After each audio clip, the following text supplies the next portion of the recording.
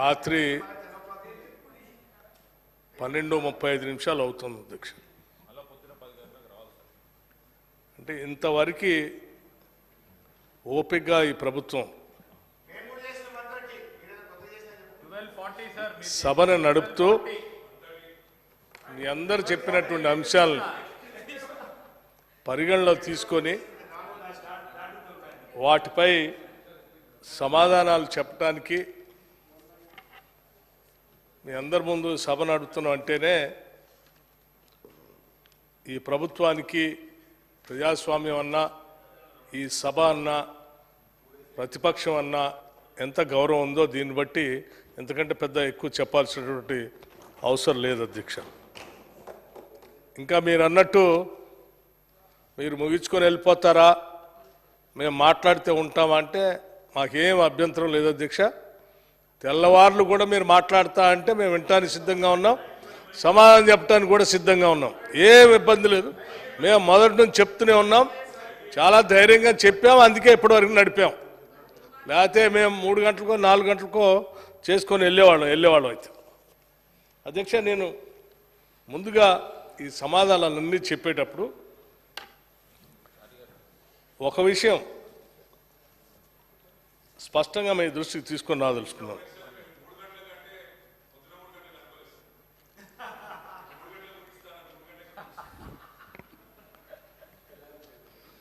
అధ్యక్ష, హరీష్ రావు గారు చాలా విషయాలు మాట్లాడారు. సరే, వారి సబ్జెక్టులోకి వచ్చే ముందు నేను విద్యుత్ శాఖ సంబంధించి మిత్రులు జగదీశ్వర్ రెడ్డి గారు మాట్లాడినటువంటి అంశాలపైన కొంత మీ దృష్టికి, సభ దృష్టికి, రాష్ట్ర దృష్టికి కూడా తీసుకొని రావాలి. అధ్యక్ష, ముందుగా సబ్జెక్టులోకి పోయే ముందు ఒక విషయం మాత్రం తప్పనిసరిగా మీ దృష్టికి, సభ దృష్టికి తీసుకొని రావాలి. ఈ సభ ప్రజాస్వామ్యానికి అత్యున్నతమైనటువంటి ఒక వ్యవస్థ అధ్యక్ష, దేవాలయం లాంటిది. ఇక్కడ మనం అందరం కూర్చొని రాష్ట్ర ప్రజల సమస్యలపైన పరిష్కరించి, చర్చించి, వారి సమస్యలకు పరిష్కారం చూపిస్తూ వారి జీవన ప్రమాణాలు పెరగటానికి, వారి జీవితాల్లో మార్పు రావటానికి మనందరం ఇక్కడ కూర్చొని మాట్లాడుతూ ఉన్నాం అధ్యక్ష. దాదాపు 4 కోట్ల మందిలో కొద్ది మందికి మాత్రమే ఇక్కడ అవకాశం వస్తుంది ఇక్కడ దాకా వచ్చి మాట్లాడటానికి. అలా ఇక్కడికి వచ్చినటువంటి మనం అందరం నాకు తెలిసి నారో మైండెడ్గా కాకుండా అత్యంత బ్రాడ్ మైండెడ్గా ఉన్నతంగా ఎదిగి రాష్ట్ర ప్రయోజనాల గురించి ఆలోచన చేసి చర్చలో పోవటం అనేది చాలా మంచి సాంప్రదాయంగా నేను భావిస్తూ ఉన్నాను. వారు ఆడ నుంచి మాట్లాడేటప్పుడు విద్యుత్ శక్తి గురించి చాలా అంశాలు వచ్చాయి. సుదీర్ఘకాలం 8.5 సంవత్సరాలు విద్యుత్ శాఖ మంత్రిగా పనిచేశారు వారు.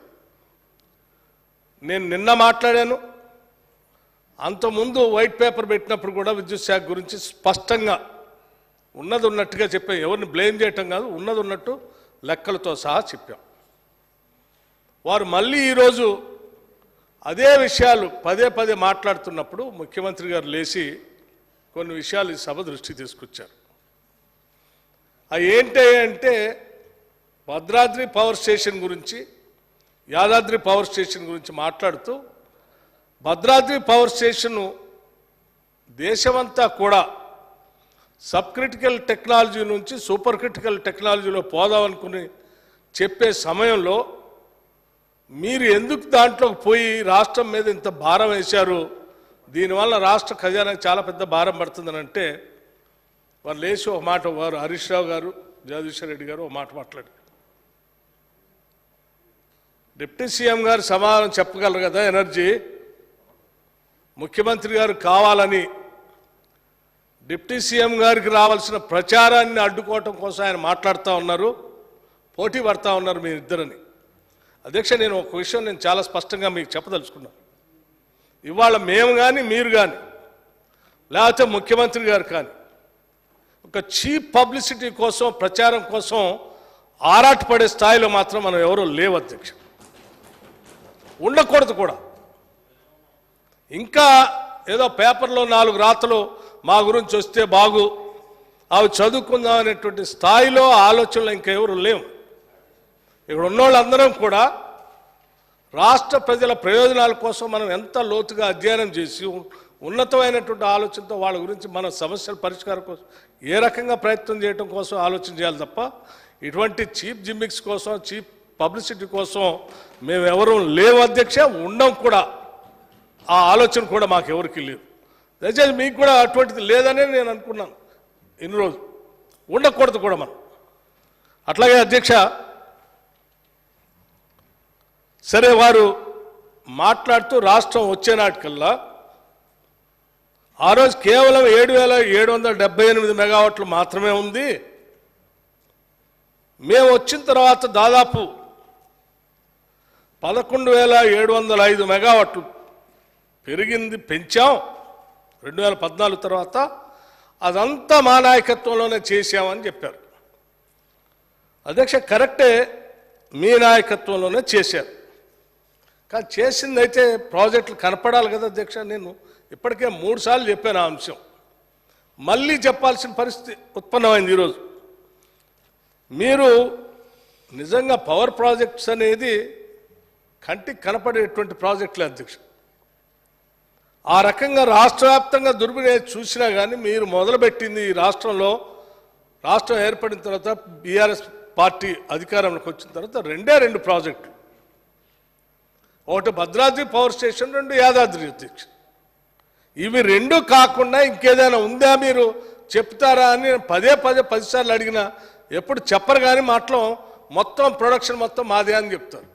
అరే మీరు ప్రాజెక్టే మొదలు పెట్టండి, ప్రొడక్షన్ యాడ్ నుంచి వచ్చినట్టు మీకు? ప్రొడక్షన్ రావటానికి గల కారణం 19,483 మెగావాట్లు ఈ రాష్ట్రంలో రావటానికి గల కారణం ఆనాటి కాంగ్రెస్ ప్రభుత్వాలు 2014 కంటే ముందే మొదలుపెట్టి ప్రొడక్షన్లోకి ఇచ్చింది ఒకటి. ఆ తర్వాత ప్రాసెస్లో స్టార్ట్ చేసి, శాంక్షన్ చేసి స్టార్ట్ చేసి ప్రాసెస్లో ఉంచిన 2, 3 రాష్ట్ర విభజన సందర్భంగా జనాభా వినియోగం ప్రకారం ఈ రాష్ట్రానికి ఎక్కువ మొత్తంలో కరెంటు ఇప్పించాలనేటువంటి ఆలోచనతో ఆనాడు యూపీఏ చైర్పర్సన్గా ఉన్నటువంటి సోనియా గాంధీ గారు ఎక్కువగా ఇచ్చినటువంటి పర్సంటేజు. ఆ తర్వాత మిగతా ప్రొడక్షన్లోకి వచ్చి మనందరికీ ఇవాళ అందుబాటులోకి వచ్చింది. వాటన్నిటిని కూడా కలుపుకొని మా హయాంలో వచ్చింది, మేమే చేసామనంటే ఏం చేశారు నేను ఎప్పటికి కూడా చెప్పగలను. మీరు చేసుకొచ్చిన ఈ 2 ప్రాజెక్టులో భద్రాద్రి పవర్ ప్రొడక్షన్ నుంచి వచ్చింది కేవలం 1,080 మెగావాట్లు మాత్రమే. అది కూడా ఈ 10 ఏళ్లలో చివరి 8.5 సంవత్సరం తర్వాత వచ్చింది అధ్యక్ష. 2014 నుంచి రాలేదు. అది చివరిగా వచ్చినటువంటి దాన్ని ఆ 1000 మెగావాట్లు యాడ్ చేసుకొని గతంలో ఉన్నటువంటి దాదాపు 18,000 మెగావాట్లు పైబడి వచ్చినటువంటి ప్రాజెక్ట్ అన్నిటి కలుపుకొని దీన్ని యాడ్ చేసి అది ఇది మొత్తం మేమే తీసుకొచ్చామని చెప్తే ఇంతకంటే అన్యాయం ఏముంటుంది అధ్యక్ష? ఇది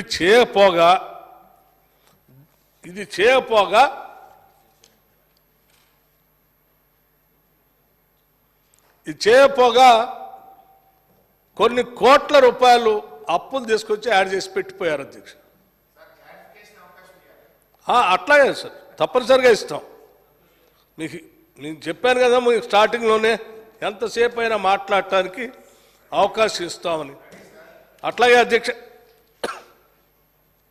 అధ్యక్ష సరే ఇంకో మాట కూడా మాట్లాడారు. పిట్హెడ్ దగ్గర పెట్టాల్సిన ప్రాజెక్టులు ఇప్పుడు అడుగుతున్నారు, మరి మీరు పోయి విజయవాడ దగ్గర ఎట్లా పెట్టారు, లేకపోతే కడప దగ్గర ఎట్లా పెట్టారు? అధ్యక్ష, విజయవాడ దగ్గర పెట్టిన రోజులకి ఇప్పటి రోజులకి చాలా తేడా ఉంది అధ్యక్ష. ఆ రోజుల్లో ట్రాన్స్మిషన్ ప్రాబ్లం ఇంత పెద్ద ఎత్తున రాలేదు అధ్యక్ష, అందుబాటులోకి రాలేదు. లోడు ఎక్కడ అవకాశం ఉంటే, ఎక్కడ అవసరం ఉందో అక్కడ తప్పనిసరిగా పోయి పెట్టుకోవాల్సిన పరిస్థితులు ఉత్పన్నమై ఉన్నాయి. బట్ ఈరోజు ఆ పరిస్థితి లేదు. ట్రాన్స్మిషన్ పెద్ద ఎత్తున డెవలప్ అయిపోయింది. ఈవెన్ గ్రిడ్ కూడా అందుబాటులోకి వచ్చింది. ఎక్కడో జమ్మూ కాశ్మీర్ లాంటి ప్రాంతంలో పెట్టుకుంటే కూడా వెంటనే ఈ దేశంలో ఎక్కడ కావాలంటే అక్కడ ట్రాన్స్మిషన్ చేసుకోవడానికి అవకాశం ఉండే విధంగా పరిస్థితులు ఉత్పన్నమయ్యాయి. మీకు ఇవాళ కోల్ ట్రాన్స్పోర్టేషన్ సంబంధించి యాదాద్రి దగ్గర పెట్టినటువంటి పవర్ ప్రాజెక్టు వలన ఎంత భారం పడతా ఉందో అధ్యక్ష, దాదాపు సంవత్సరానికి 1000 కోట్లు ట్రాన్స్పోర్టేషన్ పైన ఈ భారం పడి 30 సంవత్సరాలకు 30,000 కోట్లు భారం పడతా ఉంది. అదే ఈరోజు మీరు ఆ బొగ్గు దొరికే దగ్గర నీళ్లు ఉన్న దగ్గర పెట్టుకొని ఉన్నట్టయితే ఈ 30,000 కోట్ల భారం రాష్ట్రం మీద పడేది కాదు కదా అధ్యక్ష. ఇవన్నీ తెలిసి కూడా కావాలనే మళ్ళీ పదే పదే మాట్లాడుతుంటే తప్పనిసరిగా చెప్పాలన్నటువంటి పరిస్థితుల్లో నేను చెప్తా ఉన్నాను. అధ్యక్ష, ప్లాంట్ పెట్టేటప్పుడు రోడ్డు ఉందా, రైల్ కనెక్టివిటీ ఉందా, నీళ్లు ఉన్నాయా, ఇవన్నీ చూసుకుంటాము. అవన్నీ ఆడ అందుబాటులో ఉన్నాయి. ఆడున్నాయి అధ్యక్ష, ఎక్కడున్నాయి? రోడ్ కనెక్టివిటీ ఉందా సరిగా? అక్కడి నుంచి ఫ్లై యాష్ లారీలు బయటికి పోవాలంటే 4 నిమిషాలకు ఒక లారీ బయటికి పోతుంది. యాదాద్రి పవర్ ప్రాజెక్ట్ 4 నిమిషాలు ఒక లారీ పోవాలంటే ఆ ప్రాంతంలో ఉన్నటువంటి తాళ్ళ వీరప్పగూడెం లాంటి చిన్న చిన్న గ్రామాల మధ్యలోంచి పోతే నీకు అసలు ఆ చిన్న నేరో రోడ్లోంచి ఆ ఫ్లై యాష్ వేసుకొని పోతామంటే ఊర్లు మొత్తం ఫ్లై యాష్తో నిండిపోయే ప్రమాదం ఉంది. పోనీ దాని గురించి అయినా రోడ్డు వైడనింగ్ శాంక్షన్ వేసారా అంటే అది చేయలేవు. రైల్ కనెక్టివిటీ ఉందంటే అది చేయలేవు. పోనీ అదే కాకుండా చివరికి ఈ ప్రాజెక్ట్ స్టార్ట్ చేసి త్వరితగతిన ఏమైనా చేపిస్తారంటే చివరికి ఎన్జిటి వాళ్ళు దాన్ని క్యాన్సిల్ చేసి ఎన్విరాన్మెంటల్ క్లియరెన్స్ క్యాన్సిల్ చేసి పక్కన పెడితే కనీసం ఏది 30th సెప్టెంబర్ 2022 నాడు ఇచ్చినటువంటి దాన్ని సస్పెండ్ చేస్తే మళ్ళీ మేము అధికారంలోకి వచ్చి దానిపైన పబ్లిక్ హీరింగ్ పెట్టి మేము క్లియరెన్స్ తెచ్చేంతవరకు యాదాద్రి పవర్ ప్లాంట్ని పట్టించుకోలేదు అధ్యక్ష. వాళ్ళు మళ్ళీ తగుదనమ్మా అని చెప్పి మా నల్గొండ జిల్లాలో వద్దా కావాలా ఆయన ఈయన అని వారు మాట్లాడుతూ ఉంటే నాకు ఆశ్చర్యం వేసింది అధ్యక్ష. నల్గొండ జిల్లాలో కావాలా వద్దా అనే దానికంటే కూడా నల్గొండ జిల్లాకు వస్తున్నటువంటి దానివల్ల ఫలితం ఏంటి, ఇన్ని వేల కోట్లు దాదాపు 35,000 కోట్లు ఖర్చు పెడతా ఉన్నాం, దాని ద్వారా ఆ జిల్లాకు వచ్చే ప్రయోజనాలు ఏంటో చూసుకొని చేసుకోవాలి తప్ప మేము వద్దా ఇద్దా అంటే ఎందుకు వద్దంటారు అధ్యక్ష. కానీ వాటికి కావాల్సిన సదుపాయాలన్నీ ఉన్నాయో లేదో చూసుకొని పెట్టాల్సిన పరిస్థితి నుంచి పెట్టలేదు అధ్యక్ష. ఇది వాస్తవ పరిస్థితి పవర్కి సంబంధించి. మళ్ళీ వారు చాలా విషయాలు చెప్పారు. నేను వారిని ఛాలెంజ్ చేస్తున్నా, వీరిని ఛాలెంజ్ చేస్తూ ఉన్నాను. మీరు కావాలంటే ఆయన మీద కేసులు ఉన్నా, నా మీద ఆ కేసుల గురించి ఎందుకు అధ్యక్ష? పవర్ సెక్టార్ గురించి మనం మాట్లాడుకుంటున్నాం అధ్యక్ష. నేను చెప్పిన లెక్కలో అయితే తేడా ఏం లేదు కదా అధ్యక్ష. వారు జగదీశ్వర్ రెడ్డి గారు నేను చెప్పేది ఏంటంటే 8.5 సంవత్సరాలు మీరు పవర్ మంత్రిగా ఉన్నారు. మీ సొంత జిల్లాలో యాదాద్రి పవర్ ప్రాజెక్టు పెట్టుకున్నారు. మీరు మాట్లాడుతూ ఆ మాట అన్నారు, అందులో ఎవరు ఆ ఏజెన్సీలు ఎవరు వాళ్ళ ముక్కు మొహం కూడా నాకు తెలియదు అన్నారు. ఏంటంటే 35,000 కోట్ల రూపాయలు పవర్ ప్రాజెక్టు మీ జిల్లాలో పెట్టుకొని మీరు 8.5 సంవత్సరాలు పవర్ మంత్రిగా ఉండి అక్కడ పోయి రివ్యూ చేయరండి? ఎవరు పని చేస్తున్నారో, ఏ ఏజెన్సీ పని చేస్తుందో వాళ్ళు చేస్తున్నారా లేదా చూసుకోరా అండి? మీరు మొత్తం 8.5 సంవత్సరాల్లో ఆ 35,000 కోట్లతో పెట్టిన ప్రాజెక్టు మీరు వెళ్ళింది కేవలం 2 సార్లు మాత్రమే. ఓసారి ముఖ్యమంత్రిగా వచ్చినప్పుడు, ఆనాటి పాత ముఖ్యమంత్రి గారు వచ్చినప్పుడు వారేమటి వెళ్ళారు. రెండోసారి ఒక చిన్న డిస్పెన్సరీని ఇనాగ్రేట్ చేయడానికి వెళ్ళారు.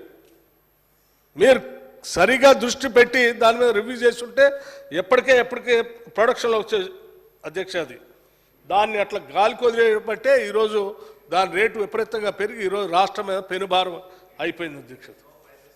అధ్యక్ష, ఇక పవర్ సంబంధించి వారితో పాటు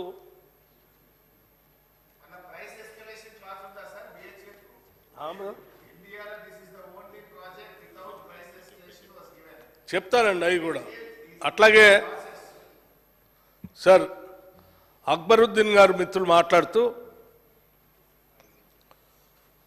ఎనర్జీ బడ్జెట్ సంబంధించి దీంట్లో 12,000 కోట్ల రూపాయలు చూపించారు, 16,000 కోట్ల రూపాయలు కదా అన్నారు.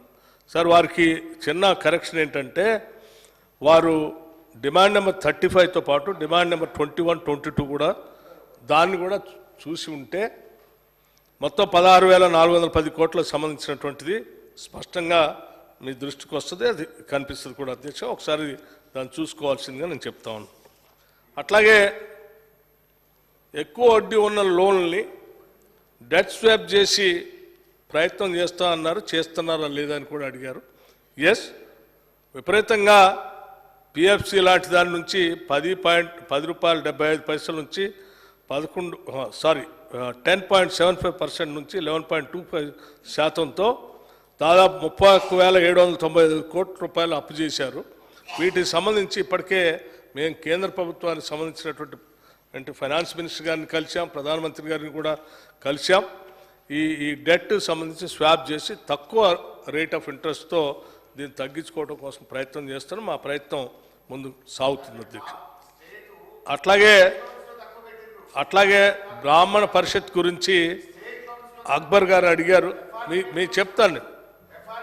బ్రాహ్మణ పరిషత్ ఎఫ్ఆర్బిఎం గురించి నేను నిన్నే చాలా స్పష్టంగా కూడా చెప్పాను, మళ్ళీ చెప్తాను. బ్రాహ్మణ పరిషత్ కేటాయించిన మొత్తం 2023-24 సంవత్సరంలో కేటాయించిన దాన్ని మొత్తం ఖర్చు పెట్టారా అంటే ఖర్చు పెట్టలేదు అధ్యక్ష. 2023-24కు సంబంధించి ఈ సందర్భంగా సభ్యులు తెలియజేసేది ఏంటంటే కేవలం 27 కోట్లు మాత్రమే ఖర్చు పెట్టారు 2023-24. కానీ మేము మాత్రం ఈ సంవత్సరం 50 కోట్లని దీంట్లో కేటాయించాం, తప్పనిసరిగా ఖర్చు కూడా చేస్తాం అధ్యక్ష. అవును అధ్యక్ష. అట్లాగే గృహజ్యోతి పథకం గురించి చెప్తూ సోషియో ఎకనామిక్ సర్వే నందు ఒక సంఖ్య, బడ్జెట్ ప్రసంగం నందు ఇంకో సంఖ్య ఉందని సభ దృష్టికి తీసుకొచ్చారు అధ్యక్ష. దీంట్లో గృహజ్యోతి పథకం గురించి budget speech para number 47 page 26 నందు మార్చి 1వ తేదీ 2024 నుండి గృహజ్యోతి 0 బిల్లులు జారీ ప్రారంభమైంది. ఈ పథకంలో 15 జూలై నాటికి 45,81,676 ఇళ్లలో వెలుగు జిల్లులు నింపింది అని చెప్పాము అధ్యక్ష. అయితే సోషియో ఎకనామిక్ దాంట్లో మీరు 1,37 crores జీరో బిల్లులు జనరేట్ చేయబడినాయి అని చెప్పబడింది అని అడిగారు. దానికి దీనికి మ్యాచ్ కావట్లేదు అధ్యక్ష. అదేమో ఇళ్లకు సంబంధించి లెక్క, ఇదేం బిల్లులు సంబంధించిన లెక్క. 3 నెలల బిల్లులు లెక్కేస్తే దానికి దీనికి సరిపోతుంది అధ్యక్ష. దాన్ని అక్కడ కన్ఫ్యూజ్ కావద్దని వారి దృష్టికి తీసుకొని వస్తూ ఉన్నాం అధ్యక్ష. అట్లాగే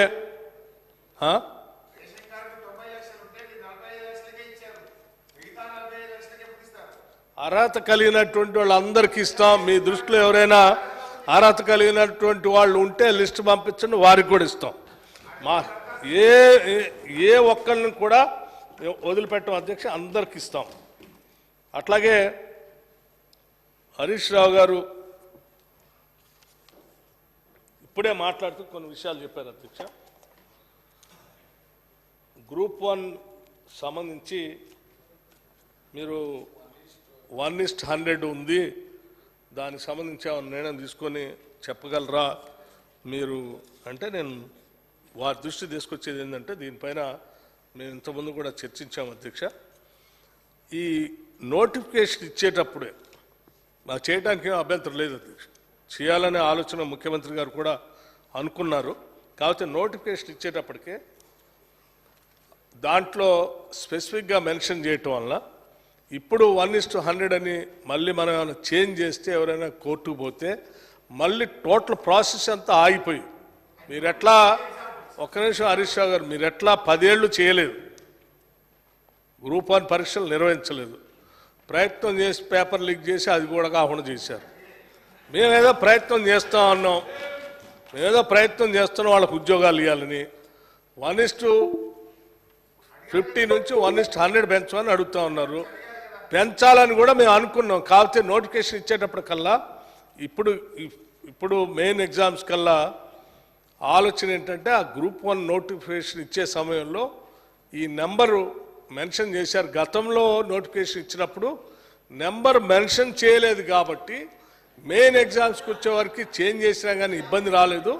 ఇప్పుడు నెంబర్ మెన్షన్ చేశారు కాబట్టి రేపొద్దు ప్రాబ్లం వచ్చి ఇదేమైనా పోస్ట్ పోన్ అయితే, ఒక్క నిమిషం, పోస్ట్ పోన్ అయితే మొదలకే మోసం వస్తుంది, ఈ విద్యార్థులందరూ నష్టపోతారు.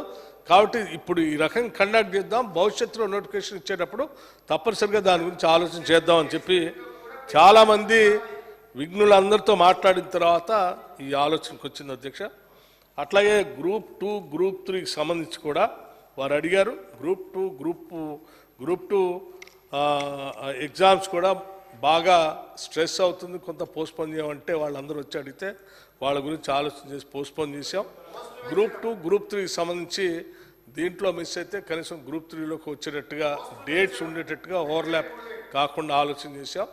మేము గ్రూప్ 2 గ్రూప్ 1 గ్రూప్ 3 మిగతా ఎగ్జామ్స్ అన్నిటికీ కలిపి కూడా పబ్లిక్ సర్వీస్ కమిషన్ ప్రక్షాళన చేసి ఒక జాబ్ క్యాలెండర్ని కొద్ది రోజుల్లోనే డిక్లేర్ చేయబోతా ఉన్నాం. ఇయర్ సంబంధించి డెఫినెట్గా మీరు అడిగిన అన్ని సమాధానాలు ఆ జాబ్ క్యాలెండర్లో దొరికితే మీకు అప్పటికి కూడా ఇంకా ఏమైనా డౌట్ ఉంటే అడిగితే నేను ప్రత్యేకంగా మిమ్మల్ని నా ఛాంబర్ పిలిపించుకొని కూడా మీటింగ్ పెట్టి చెప్తాను అధ్యక్ష. అట్లాగే అధ్యక్ష, మీరు వచ్చిన తర్వాత ₹1 కోటి దాదాపు లోపల ఉన్నాయన్నీ కొంచెం క్లియర్ చేయండి, పెండింగ్ ఉన్నాయి అధ్యక్ష. నిజమే, నేను కూడా క్లియర్ చేయాలనే సాధ్యమైనంత వరకు ప్రయత్నం చేస్తూ ఉన్నాం అధ్యక్ష. మేము ఇప్పటికీ 50 లక్షల లోపల ఉన్నటువంటి వాళ్ళే దాదాపు చాలా వరకు క్లియర్ చేశాం అధ్యక్ష. భవిష్యత్తులో కూడా మిగతా అన్ని కూడా వరుసగా ఎందుకంటే దాదాపు 40,000 కోట్లు పెండింగ్ పెట్టిపోయారు. 1, 2, 3 40,000 కోట్లు పెండింగ్ పెట్టిపోతే ఆ భారాన్ని మొయ్యలేక దాన్ని ఎట్లా క్లియర్ చేయాలో అర్థం కాక ఒకటి మేము ఆర్గనైజ్ చేసుకుంటూ ముందుకు పోతా ఉన్నాం అధ్యక్ష. తప్పనిసరిగా వాటిని క్లియర్ చేసే కార్యక్రమంలో ఇయర్ ఆఫ్టర్ ది ఇయర్ చేసుకుంటూ పోతాం. తప్పనిసరిగా వెసులుబాటును బట్టి త్వరలోనే క్లియర్ చేయడానికి మేమందరం సాధ్యమైనంత వరకు తొందరలో చేసుకుంటాం అధ్యక్ష. మీరు నిజంగా డేట్లు పెట్టి నిజంగా వాళ్ళ మీద ఇంత ప్రేమ ఉంటే మీరు ఆ ప్రభుత్వం దిగిపోయే లోపల 10 ఏళ్ళు ఎందుకు అంత పెండింగ్ పెట్టిపోతారు అధ్యక్ష? మీరు ఎవ్రీ ఇయర్ క్లియర్ చేస్తుంటే 40,000 కోట్లు ఎందుకు పెండింగ్ ఉంటాయి? మొత్తం అంతా మీ పుణ్యమే కదా, వాళ్ళంత భారం ఉండటానికే మీ పుణ్యం లేదు అధ్యక్ష.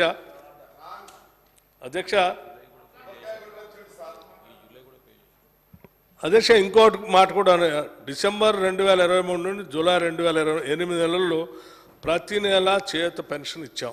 ఇవ్వలేదని అన్నారు, మేము ప్రతి నెల పెన్షన్ ఇచ్చాం అధ్యక్ష.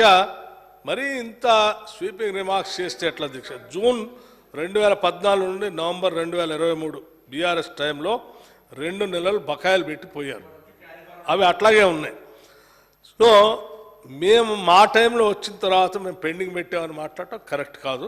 అన్నీ క్లియర్ చేసుకుంటాం వెళ్తా ఉన్నాం అధ్యక్ష. డిఎల్ గురించి కూడా చెప్పారు అధ్యక్ష, డిఎల్ గురించి చెప్పారు అధ్యక్ష. 4 డిఎల్ ఉన్నాయి, 4 డిఎల్లో 3 డిఎల్ మీయే కదా, మీరు ఎందుకు పెండింగ్ పెట్టారు? 3 డిఎల్, 1 కాదు 2 కాదు 3 డిఎల్ పెండింగ్ పెడుతుంది. ఇంకా మళ్ళీ ఇప్పుడే వచ్చేసి మీరు ఇవన్నీ ఏదో మీరు ఇచ్చినట్టు మేము ఇయ్యనట్టు మీ ఇవ్వటానికే మేము చేస్తున్నాం. 4 డిఎల్ 3 డిఎల్ మీ పీరియడ్లో సంబంధించి, 1 మాత్రమే మేము అధికారం వచ్చిన తర్వాత మేము అది కూడా ఈ మధ్యన చెప్పాం, మొన్న పెద్దల సభలో కూడా చెప్పాను. కొద్ది రోజుల్లోనే దానిపైన కూడా సమీక్ష చేసి వాటిని కూడా నిర్ణయం తీసుకొని ఒక మంచి శుభవార్త ఉద్యోగస్తులందరికీ చెప్తామని కూడా చెప్పాము అధ్యక్ష. మీలాగా సంవత్సరాల తరబడి మాత్రం మేము పెండింగ్ అయితే పెట్టుకోం అధ్యక్ష.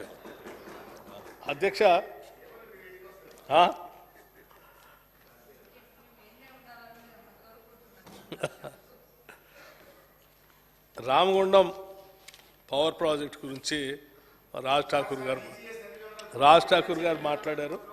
రాజ్ ఠాకూర్ గారు హరీష్ రావు గారు ప్లీజ్, ఇప్పటికే సమయం అయిపోయింది. మంచిగా డిప్యూటీ సీఎం గారు చాలా మంచిగా సమాధానం ఇస్తున్నారు, మీరు అడ్డు తలగకండి please please please please please. Raj Thakur garu మాట్లాడారు, తప్పనిసరిగా దానిపైన కూడా రాష్ట్ర ప్రభుత్వం పరిశీలన చేస్తూ ఉంది.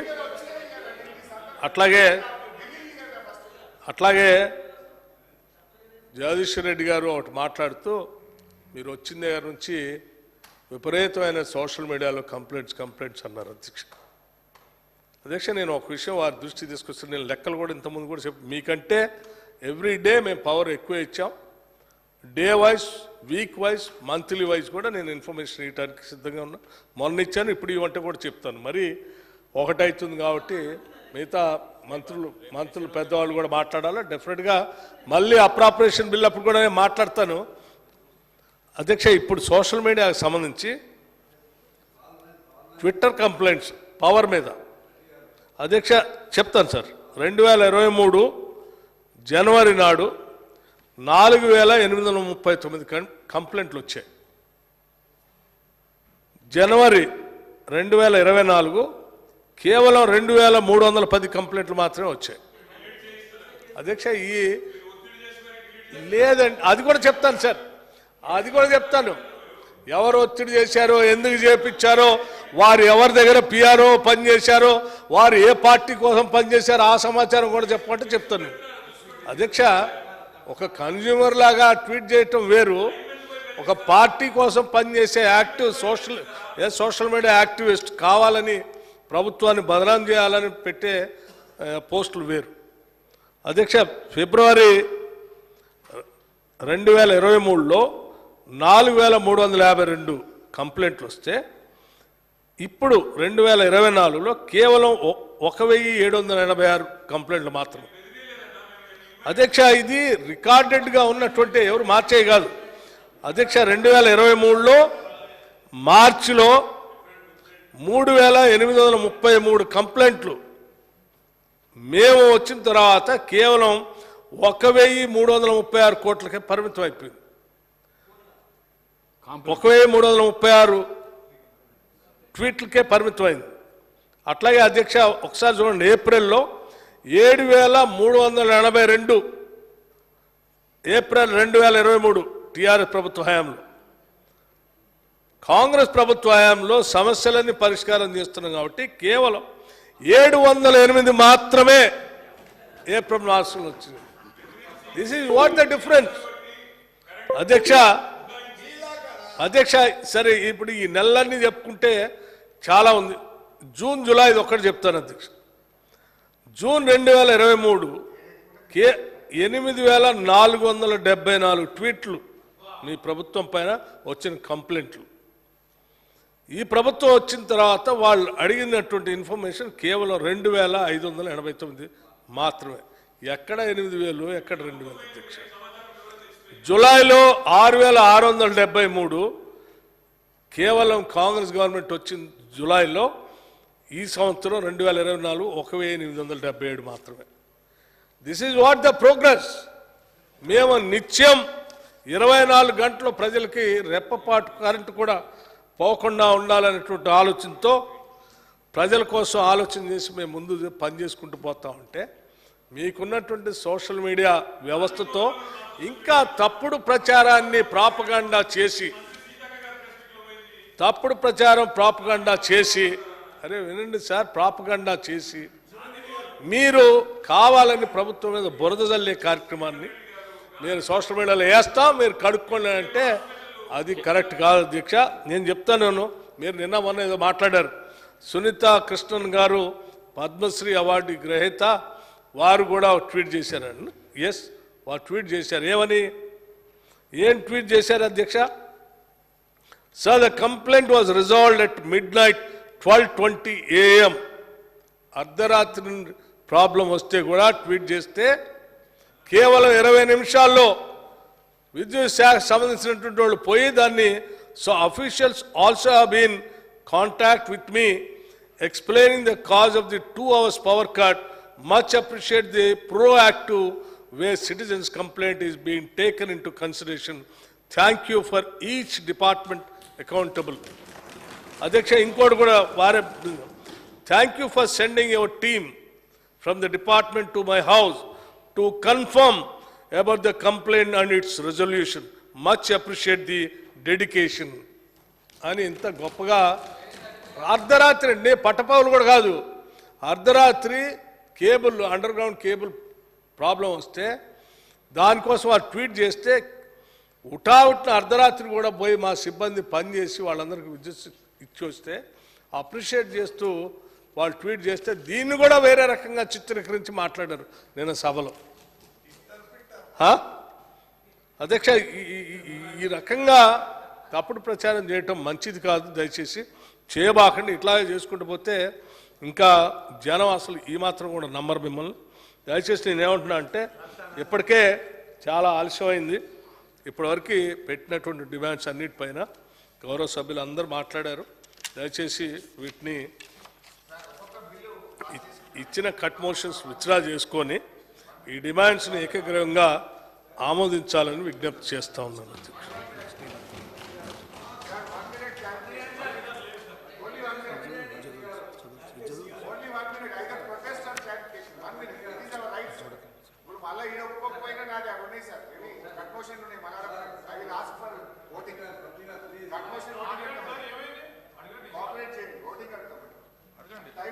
డిప్యూటీ సీఎం గారు సాంబశివరావు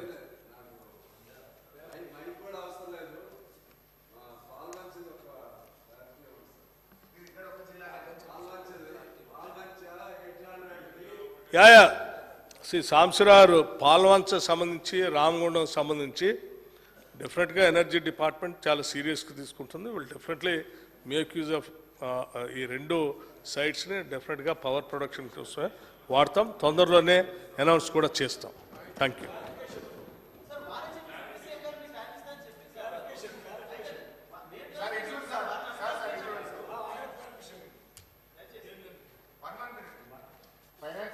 అధ్యక్ష, నేను విమర్శలు ఓట్లే అధ్యక్ష, నేను విమర్శలు ఓట్లే రాజకీయాలు ఓట్లేను.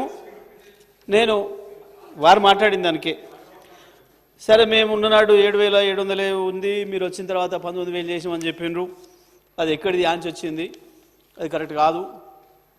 వాళ్ళు 53% మనకి ఇచ్చారు కాబట్టి దాంతోనే పెరిగింది తప్ప మీరు ఏం చేయలేదు అన్న పద్ధతిలో వారు మాట్లాడారు. దయచేసి అధ్యక్ష నేను ఏమంటున్నానంటే, నేను చెప్పడం కాదు అధ్యక్ష, మీరు మొదటి సమావేశంలోనే ఈ అసెంబ్లీకి ఏదైతే శ్వేతపత్రం రిలీజ్ చేసిండ్రో ఆ శ్వేతపత్రంలో తమరు చెప్పిందే జూన్ 2 నాడు 2014 జూన్ 2 నాడు మన ఇన్స్టాల్డ్ కెపాసిటీ 7,778 మెగావాట్లు, ఇవాళ 19,000 మెగావాట్లు అని మీరు శ్వేతపత్రంలో చెప్పిందే.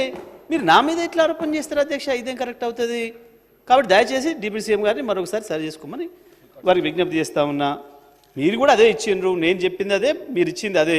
ఫిగర్ మారదు కదా సార్, మనం ఎవరేమో మాట్లాడినా ఇక్కడి నుంచి అక్కడికి పోయినా అక్కడి నుంచి ఇక్కడ పోయినా ఫిగర్ అదే ఉంటుంది, చరిత్ర అదే ఉంటుంది కదా. మీరైనా మేమైనా అందరూ ఒప్పుకోవాల్సిందే, అందరూ డౌట్ లేదు. ఇంకొక మాట మీరు మాట అన్నారు, మేమంతకుముందు ప్రారంభం చేసిన 2006లో ప్రారంభం చేసింది, 2007లో ప్రారంభం చేసింది, ఆ తర్వాత 8-9లో ప్రారంభం చేసింది, వాటిని మీరు పూర్తి చేయడం వల్లనే ఇది వచ్చింది అని. వాస్తవమే, మేము అది ఒప్పుకున్నాం. 2006లో మీరు ప్రారంభం చేసి 14 వరకు 8 ఏళ్ళున్నా మీరు చేయలేకపోయినరు. మేము వచ్చి ఏడాదిలోనే పూర్తి చేసినాం అనే విషయాన్ని చెప్పిన నేను ఈ సభలో స్పష్టంగా. ఇందులో దాపరికాలు లేవు. ఆర్టీపీపీ కేటీపీపీ ఒకే రోజు మొదలైనా మీరు ఆర్టీపీపీని అక్కడ పూర్తి చేసుకోలేకపోయినారు, కేటీపీపీని ఇక్కడ పూర్తి చేయలేకపోయినారు. అప్పటికి 6 ఏళ్ళైనా రాజశేఖర రెడ్డి గారు ఫౌండేషన్ వేసిపోతే మేము వచ్చి 2 సంవత్సరాల లోపలనే కేటీపీపీ పూర్తి చేసినాం.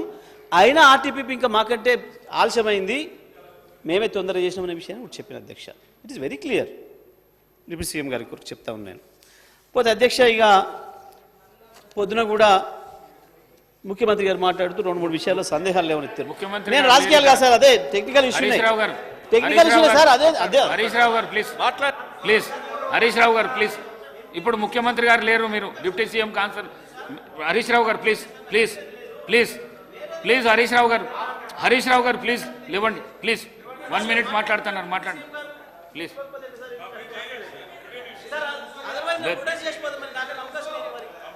ముఖ్యమంత్రి గారు హౌస్లో లేరు, డిప్యూటీ సీఎం మాట్లాడినరు, వారు దానికి మీరు ఆన్సర్ ఇచ్చిండ్రు, అయిపోయింది. హరీష్ రావు గారు మాట్లాడండి please please. Harish Rao garu please మాట్లాడండి. హరీష్ రావు గారు. స్పీకర్ సార్, గౌరవనీయులైన ఉప ముఖ్యమంత్రి గారు ఆనాడు ప్రతిపక్షంలో ఉంటే ఒక మాట, అధికారంలో ఒక మాట, 1:100 చేయమని, గ్రూప్ 2 గ్రూప్ 3 ఉద్యోగాలకు పెంచమని, అదేవిధంగా మేము అడిగినటువంటి ప్రశ్నలు ఎన్ఆర్ఈజీఎస్లో కేంద్రం నుంచి వచ్చిన 800 కోట్లు ఎప్పుడు విడుదల చేస్తారని, నేషనల్ హెల్త్ మిషన్ నుంచి ఢిల్లీ నుంచి వచ్చిన 800 కోట్లు ఎప్పుడు విడుదల చేస్తారని, 500 కోట్లు కేంద్రం నుంచి వచ్చిన ఫైనాన్స్ కమిషన్ నిధులు విడుదల చేయకపోవడం వల్ల గ్రామ పంచాయతీలో ఇబ్బంది అవుతుందని, సర్పంచులు, ఎంపీటీసీలు, జెడ్పీటీసీల చిన్న బిల్లులు, జీతాలు పెంచమని అడిగితే దానికి సరైన సమాధానం రాకపోవడం వల్ల, మిడ్ డే మీల్స్కు 9, 10వ తరగతికి వంట వండే వాళ్లకు బిల్లులు ఇవ్వలేదని అడిగితే దానికి సమాధానం రాకపోవడం వల్ల, అదేవిధంగా సిపిఎస్ను రద్దు చేసి ఓపీఎస్ను ఎప్పుడు తెస్తారంటే దాని మీద డిప్యూటీ సీఎం గారు చెప్పకపోవడం వల్ల, ఉద్యోగులకు, రిటైర్డ్ ఉద్యోగులకు డిఏలు, పెన్షన్లు, పిఆర్సీ ఎప్పుడు ఇస్తారో అడిగితే సూటిగా సమాధానం చెప్పకపోవడం వల్ల, మేము అడిగిన ఏ ప్రశ్నలకు కూడా సూటిగా సరైన సమాధానం రానందుకు బీఆర్ఎస్ పార్టీ పక్షాన మా తీవ్రమైన నిరసన తెలియజేస్తూ కూర్చుంటున్నాం. I request the Minister for Legislative Affairs